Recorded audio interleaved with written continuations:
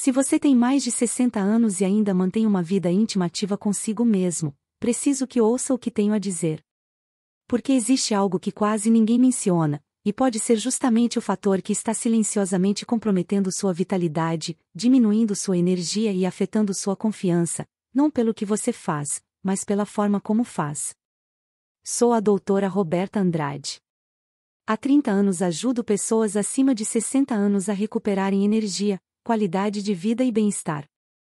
E posso garantir que este é um dos temas mais comuns e menos compreendidos que vejo toda semana no consultório. A maioria das pessoas acredita que o autocuidado íntimo é simplesmente bom ou ruim, preto ou branco. Mas a verdade é muito mais complexa e importante do que você imagina. Porque embora essa prática possa ser benéfica para a sua saúde, ela também pode, aos poucos, comprometer seu desempenho, seus hormônios, sua circulação e até sua conexão com os outros, se praticada de forma inadequada. Neste vídeo, vou explicar os 10 riscos ocultos dessa prática após os 60 anos que a maioria dos médicos nunca detalha. E também vou mostrar como transformar esse hábito privado em uma ferramenta que realmente proteja sua saúde, melhore o fluxo sanguíneo, fortaleça seus hormônios e aprofunde a intimidade. E antes de terminar, também vou compartilhar uma técnica natural de 7 segundos que ofereço aos meus pacientes para ajudar a recuperar firmeza e vitalidade de modo seguro, eficaz e sem medicamentos. Vamos começar, porque sua saúde e sua confiança merecem a verdade. Se ainda não fez, inscreva-se no canal e ative o sininho para não perder nenhum conselho essencial de saúde projetado para ajudar você a manter-se forte, vital e autossuficiente. E se sentir que esta mensagem é importante para você, escreva 1 nos comentários. Se achar que podemos melhorar, escreva 0. Sua opinião é extremamente importante e nos ajuda a oferecer sempre o melhor. Os 10 riscos ocultos. Risco #1, isolamento social. Agora vamos à parte que a maioria das pessoas nunca vê chegando, porque o perigo não é apenas físico, é muito mais profundo. O primeiro risco oculto após os 60 é aquele que já vi corroer silenciosamente o bem-estar emocional de inúmeras pessoas, e ainda assim ninguém as alerta sobre isso. Não se trata do seu corpo, trata-se da sua conexão com o mundo ao redor. Lembro-me de estar sentada diante de um paciente, um professor aposentado de 67 anos. Tinha aquele olhar sereno, mas com um peso que não vinha da idade, mas de não ser visto. Após alguns minutos de conversa, ele se inclinou e disse: "Doutora, faz meses que não tenho contato próximo com ninguém, mas continuo resolvendo as coisas por conta própria. Isso é ruim?" A pergunta me marcou, não pelo ato em si. Não há nada intrinsecamente errado no autocuidado íntimo. Quando praticado com intenção e equilíbrio, pode ser parte saudável da vida. O problema surge quando ele vira substituto da intimidade, em vez de complemento. Muitas pessoas de 60, 70 e até 80 anos são arrastadas para rotinas silenciosas. Uma descarga solitária vira consolo, hábito, uma forma de sentir algo, ainda que por instantes. Aos poucos, sem perceber, deixam de buscar conexão com os outros, emocionalmente, socialmente, até romanticamente. A prática preenche o vazio, até que o vazio vira um abismo. Não é só sobre intimidade física, é a retirada sutil e dolorosa da vida, dos abraços, das risadas, do contato visual, de sentir-se visto como pessoa, não apenas como aposentado ou paciente. Já vi pessoas perderem o desejo de socializar, de tocar, de interagir, simplesmente porque o prazer solitário ficou mais fácil do que encarar a vulnerabilidade de uma conexão real. E aqui está uma verdade que poucos dizem em voz alta: toque físico é mais que prazer, é medicina. Mantém seus circuitos emocionais ativos, seus hormônios despertos e sua autoestima viva. Quando você para de buscar os outros, seu mundo começa a encolher, não porque está envelhecendo, mas porque parou de acreditar que alguém ainda queira o que você tem a oferecer. Se notou que está se fechando, que sua vida privada virou sua única fonte de conexão, isso não é fracasso. É sinal de que você está pronto para mais, e que ainda é possível, não importa quanto tempo passou. Recuperar essa conexão não precisa significar voltar a namorar ou buscar romance. Às vezes começa com algo pequeno, ligar para um velho amigo, entrar num grupo local, puxar conversa com alguém novo. Intimidade não é só física, é ser visto, ser ouvido, ser humano de novo. Porque no momento em que deixamos de acreditar que merecemos proximidade, começamos a nos conformar com o isolamento disfarçado de independência. Risco #2. Microlesões cutâneas. E embora a distância emocional seja perigosa, o próximo risco atinge o corpo, algo que a maioria nem percebe que faz mal até ser tarde. Vou mostrar o que é e como evitar. Há pouco tempo, um paciente por volta dos 70 anos veio com algo que tinha vergonha de mencionar. Disse: doutora, notei irritação na região íntima depois de, a senhora sabe. E tem acontecido com mais frequência. Ouvi na voz dele preocupação genuína e um pouco de constrangimento, como se já tivesse passado do ponto.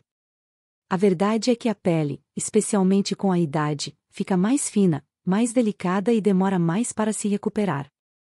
O corpo perde parte do colágeno e da elasticidade da juventude. Somando-se décadas de uso, não surpreende que muitos desenvolvam o que chamamos de microlesões, pequenos rasgos ou abrasões que podem ocorrer durante a prática, sobretudo se for muito agressiva ou sem lubrificação adequada. A maioria nem percebe no início, leve vermelhidão, ardor discreto, talvez uma sensibilidade por algumas horas. Com o tempo, microlesões repetidas geram inflamação, irritação e até cicatrizes.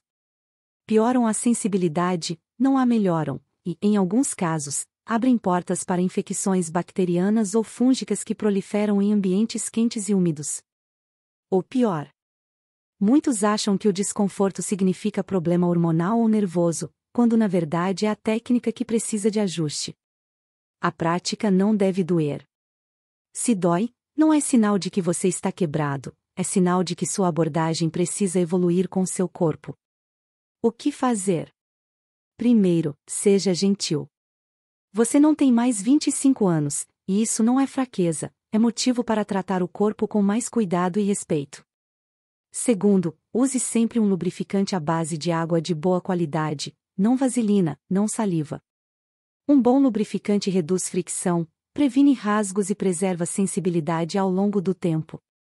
Terceiro, desacelere. Você não está correndo contra o relógio. Trata-se de conectar, não apenas concluir. Sempre digo, esta etapa da vida não é de menos prazer, é de um prazer maior e mais sábio. O tipo que respeita o corpo e honra os anos vividos. Não há vergonha nenhuma em ajustar a forma como você se toca. Na verdade, a força nisso é aprender a trabalhar com o corpo, não contra ele. É assim que a verdadeira sabedoria se manifesta nesta idade, consciência, não evasão. Risco #3, desensibilização. Agora, se fricção e irritação são sinais que você sente, e os perigos que não dá para perceber? E se eu dissesse que há um risco oculto que não atinge sua pele, mas seu cérebro, treinando-o silenciosamente a deixar de responder à intimidade real? É o que veremos a seguir, e prometo que pode mudar sua perspectiva sobre prazer. Ele tinha 64 anos, perspicaz, saudável, ainda trabalhava meio período. E mesmo assim sentou-se diante de mim com ar frustrado. Doutora, já não sinto como antes. Sozinho eu consigo, mas com minha parceira é diferente. Não sei o que há de errado. Vejo isso com mais frequência do que você imagina. Nem sempre é testosterona baixa ou circulação. Às vezes é o que chamo de condicionamento silencioso do sistema nervoso.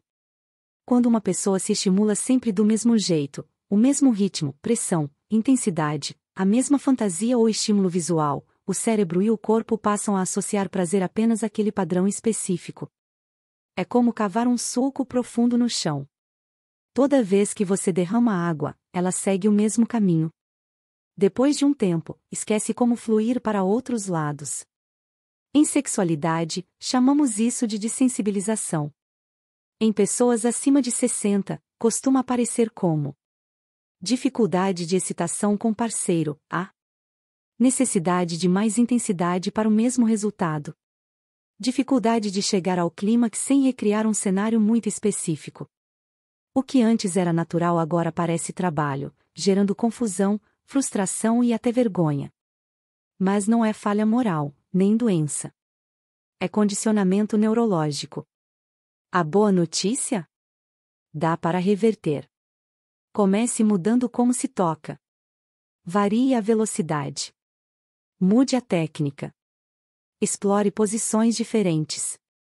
Tente usar a imaginação em vez de depender sempre de estímulos externos. E, principalmente, vá devagar, não corra para a liberação. Permita-se explorar. Ao criar variedade, você reacende a sensibilidade no corpo e no cérebro.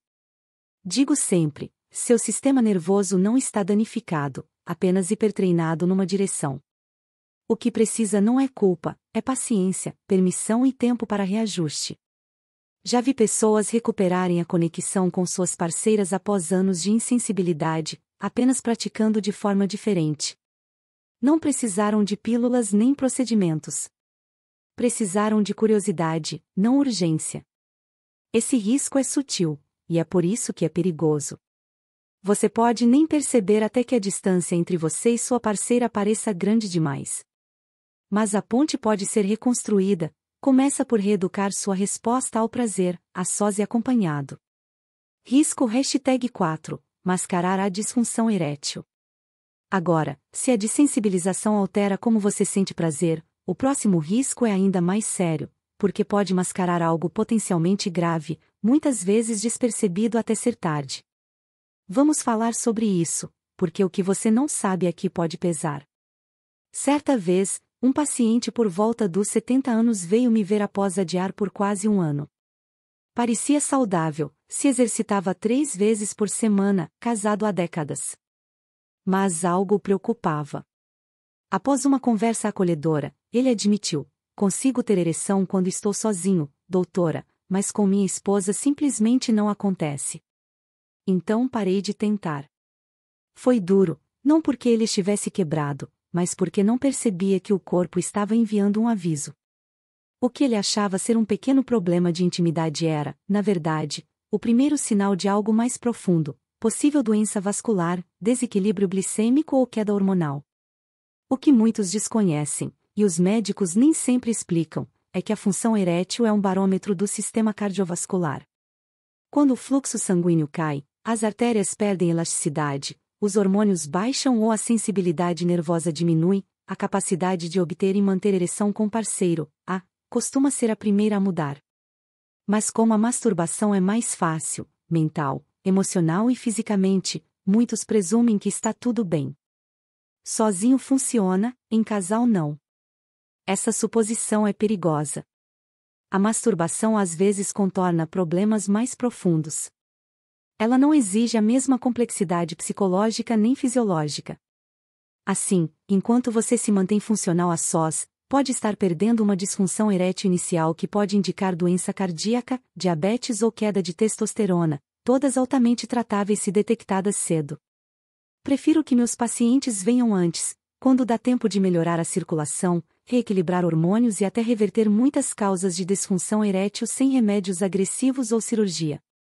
E quero que toda pessoa acima de 60 saiba, não há nada errado em precisar de ajuda. Perigoso é esperar. Arriscado é o silêncio. Se notar um padrão, ereções menos firmes e duradouras que falham com parceiro, mas persistem a sós, não ignore. Procure um médico de confiança que o veja como pessoa inteira, não apenas um sintoma. Você merece uma vida plena, não um remendo temporário. E mascarar o problema com hábitos solitários apenas adia a recuperação, que é totalmente possível. Risco #5, compressão nervosa por má postura. Se este risco se esconde no sangue e nos hormônios, o próximo vem de algo ainda mais inesperado, tão simples quanto sua postura ao sentar. Acredite, a posição em que você fica pode estar danificando silenciosamente um nervo-chave para prazer, sensação e saúde pélvica a longo prazo. Vou mostrar como evitar. Anos atrás, atendi um senhor de 70 e poucos com queixa de dormência surda e persistente na virilha, piorando há 6 meses. Pensou ser circulação ou coisa da idade, mas após avaliação vi que não era vascular, era neurológico. O culpado? Algo enganosamente simples, o jeito de sentar. O que muitos não sabem é que a postura, especialmente durante a prática íntima, tem papel crucial na saúde dos nervos. Muitas pessoas mais velhas passam mais tempo sentadas, em poltronas reclináveis, cadeiras de escritório, ou curvadas num ambiente privado e silencioso. Embora pareça inofensivo, sentar sobre superfícies duras ou curvar-se pode comprimir o nervo pudendo, responsável pela sensibilidade na região genital, períneo e assoalho pélvico. Com o tempo, essa compressão causa dormência, formigamento, perda de sensibilidade, até dor durante ou após a atividade íntima. Costuma começar sutilmente, talvez menos resposta, um zumbido estranho, mas se não tratado, pode se tornar crônico e mais difícil de reverter. É frustrante porque muitos acham que o problema é hormônio ou desejo, quando é apenas mecânico. A boa notícia? Uma vez entendido, é fácil corrigir. A solução começa com consciência. Evite praticar sentado em cadeiras duras ou curvado para frente. Prefira uma posição reclinada ou deitada, com coluna e pelve bem apoiadas. Um travesseiro sob os joelhos alivia a lombar e ajuda a abrir a pelve. Além disso, faça pausas regulares ao longo do dia, levante-se, alongue, deixe o sangue circular. Seu sistema nervoso precisa de movimento tanto quanto seus músculos. Costumo dizer, conforto não é luxo, é proteção. A postura que você adota em momentos íntimos diz muito sobre como cuida da sua saúde a longo prazo.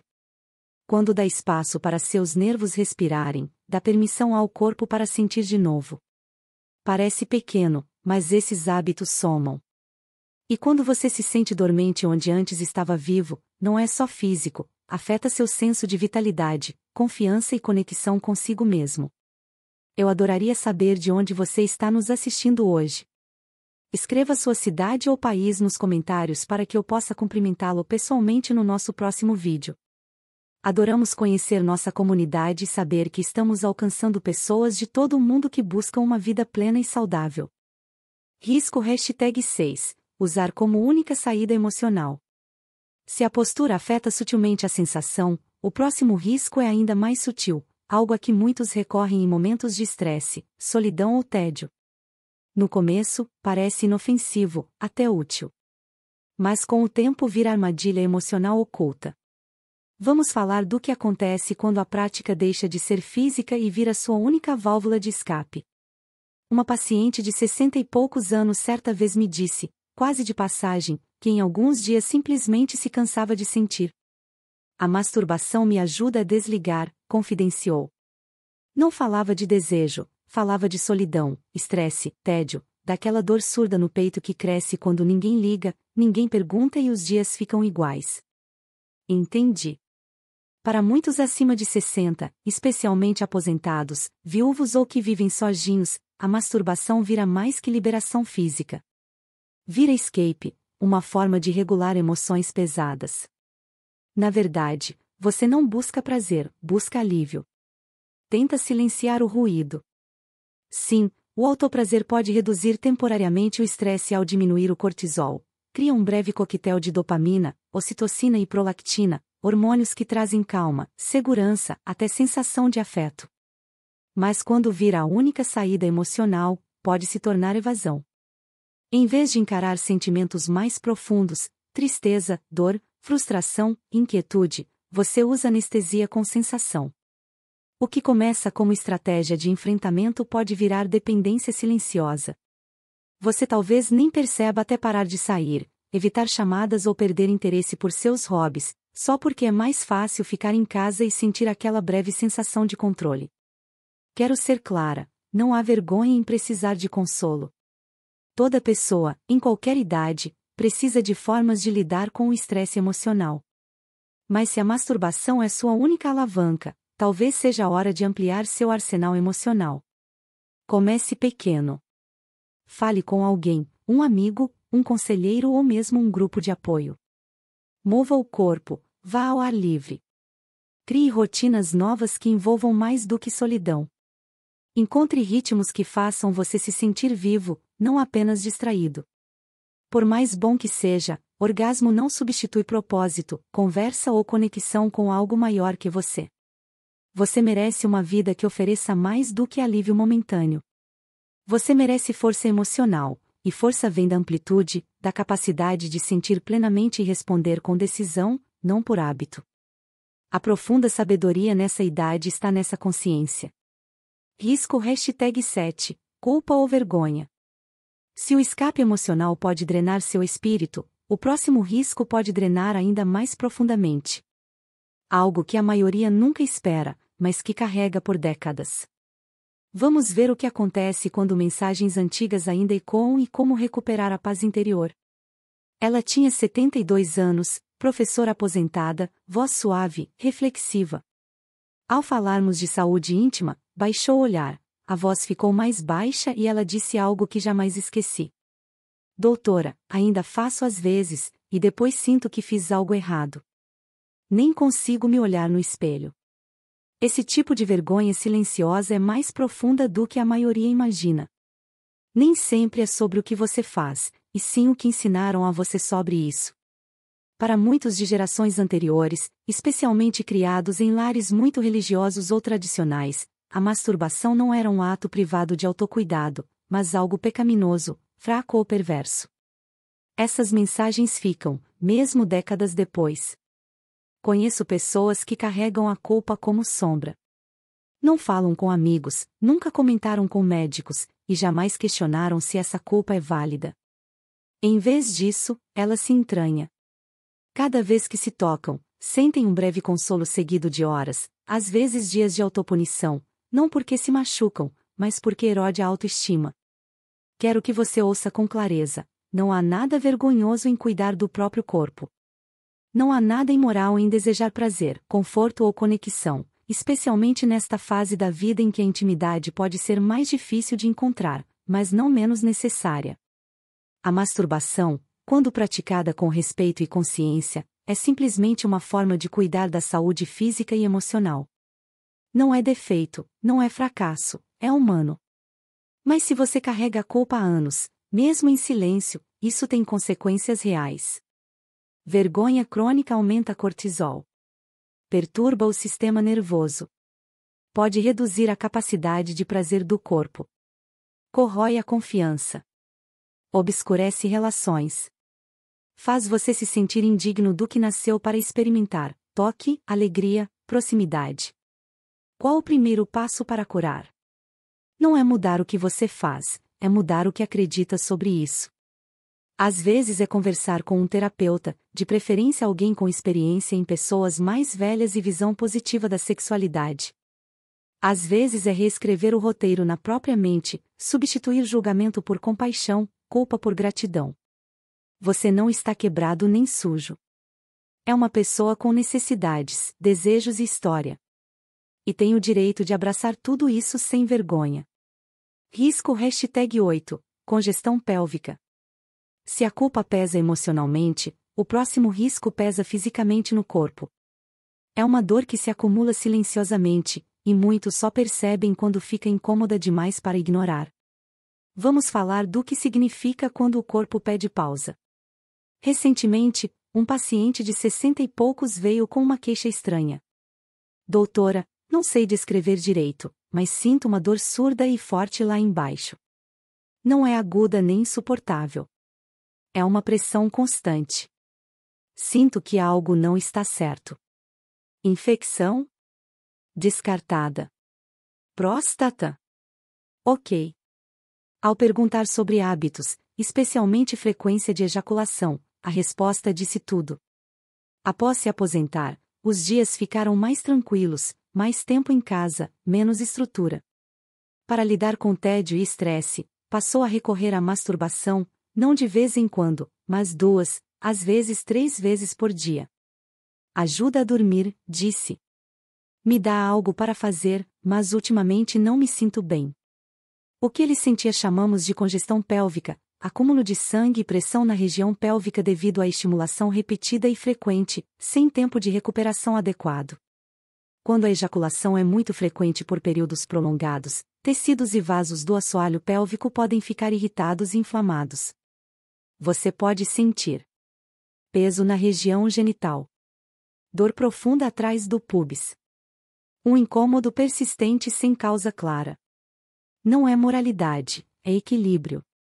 Seu corpo, especialmente com o passar dos anos, precisa de tempo de recuperação. Os sistemas que regulam fluxo sanguíneo, liberação hormonal e contrações musculares são mais delicados agora do que aos 25. Isso não significa fragilidade, significa sabedoria. Ouvir com mais atenção. Se você sente esse peso pélvico surdo, fadiga ou tensão após masturbação frequente, é o corpo pedindo espaço, ritmo e moderação. Para a maioria acima de 60, intervalos de alguns dias entre as sessões funcionam melhor, não porque mais seja ruim, mas porque recuperação é tão importante quanto atividade. E lembre, mais nem sempre é melhor. O prazer não cresce com a repetição. Quando você dá tempo ao corpo, as sensações tendem a voltar mais intensas, vibrantes, plenas. Você não precisa viver com essa dor surda. Não precisa aguentar incômodo nem ignorar sinais. Às vezes, um pequeno ajuste no ritmo faz enorme diferença, física, emocional e sexualmente. Risco #9. Possível impacto na qualidade do sêmen.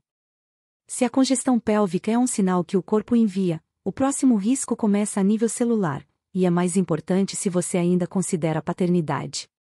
Sim, aos 60 ou 70 é possível, mas convém saber como um hábito pode prejudicar discretamente suas chances. Ele tinha 61 anos, havia se casado de novo e entrou animado.